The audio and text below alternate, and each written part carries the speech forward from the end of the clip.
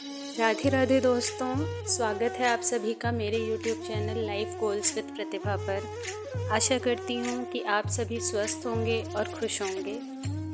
दोस्तों, आज की कहानी है ज़िंदगी में उम्मीदों को लेकर के, अपनी सकारात्मक सोच को लेकर के। ये कहानी एक दिव्यांग राजा की है जिसके राज्य में कोई भी परेशानी या समस्या नहीं थी। सभी लोग उस राजा से बहुत खुश थे और ऊपर वाले से धन्यवाद करते थे कि इतने अच्छे राजा को उनकी ज़िंदगी में भेजने के लिए ईश्वर का शुक्रिया।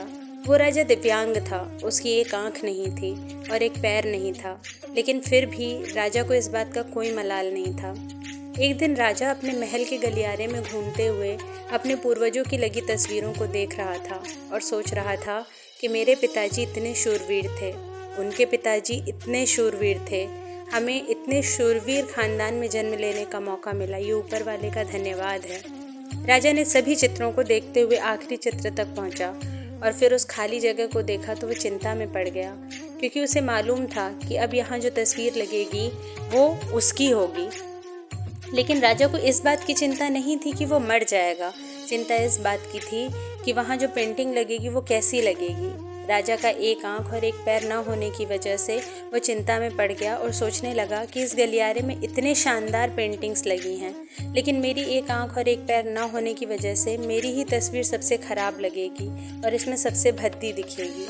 राजा ने सोचा कि मेरे मरने के बाद पता नहीं कैसी पेंटिंग बनेगी, और क्यों न मैं अपने जीते जी ही एक शानदार पेंटिंग बनवाऊँ, ताकि मुझे कम से कम ये सुकून तो मिल जाए कि यहाँ जो पेंटिंग मेरी लगी है वो अच्छी लगी है।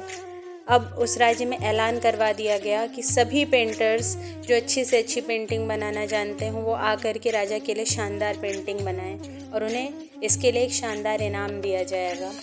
अब सभी पेंटर राज्य में आए और उन पेंटर्स को पता था कि अगर शानदार पेंटिंग बनाएंगे तो शानदार इनाम तो मिलेगा, लेकिन जिस राजा का एक आंख नहीं है, एक पैर नहीं है, उनका शानदार पेंटिंग बनेगा कैसे। पेंटर्स सोच रहे थे कि इनाम का तो पता नहीं, लेकिन अगर शानदार पेंटिंग नहीं बनी तो राजा गुस्सा ज़रूर हो जाएंगे और सज़ा मिलेगी इतनी बड़ी कि उसके बारे में कुछ नहीं कहा जा सकता। इसीलिए बड़े से बड़ा चित्रकार भी राजा की पेंटिंग बनाने के लिए आगे नहीं आ पा रहा था। तभी उनमें से एक लड़का बोला, राजा साहब, मैं आपकी पेंटिंग बनाना चाहता हूँ, मुझे 24 घंटे का वक्त दिया जाए। अब सभी बड़े बड़े पेंटर्स हैरान हो गए कि ये लड़का क्या पेंटिंग बनाएगा, और अगर राजा को पेंटिंग पसंद नहीं आई तो इसे सज़ा तो ज़रूर मिलेगी। राजा बोले, ठीक है, आप बना कर आइए। अगले दिन वो लड़का तस्वीर बनाकर लाने वाला था। जैसे ही वो तस्वीर बना करके भरी सभा में प्रवेश करता है, सभी लोग ज़ोर ज़ोर से तालियां बजाने लगते हैं, सीटी बजाने लगते हैं और उस तस्वीर को देखकर आश्चर्यचकित हो जाते हैं। जब राजा ने उस पेंटिंग को देखा तो वो खुश हो गया और बोला कि वाह, इससे अच्छी पेंटिंग तो इस पूरे गलियारे में नहीं है। राजा ने उस लड़के को बहुत सारा इनाम दिया। देखिए, अब आप सब लोग सोच रहे होंगे कि उस राजा की क्या पेंटिंग बनी होगी जिसकी एक आंख नहीं है, एक पैर नहीं है, कैसी पेंटिंग होगी वो। उस तस्वीर में लड़के ने उस राजा को एक घोड़े पर सवार किया था। एक साइड में उस राजा का एक पैर दिख रहा था और राजा तीरंदाजी करते हुए निशाना लगा रहा था, और निशाना लगाते वक्त एक आंख बंद हो जाती है। उस लड़के ने उस राजा की वही आंख बंद की थी जो राजा के पास नहीं थी। इस तरह उस लड़के ने राजा को निशाना लगाते हुए घोड़े के ऊपर सवार दिखाया, जिससे एक आंख बंद और एक पैर दिखाया, और इतना शानदार पेंटिंग बनाया कि वो अब तक की सबसे सर्वश्रेष्ठ पेंटिंग उभर करके आई। देखिए, इस कहानी से हमें क्या सीखने को मिलता है कि उस लड़के के सामने भी चुनौतियाँ थीं, संकट था, लेकिन उसने सकारात्मकता का साथ नहीं छोड़ा। ज़िंदगी में आप जिस भी मुकाम पर हों, जिस भी संकट में फंस जाएं, जिस भी स्थिति में हों, अगर आप सकारात्मकता का साथ कभी नहीं छोड़ते तो यकीन मानिए आप उस संकट से ज़रूर बाहर निकल आते हैं।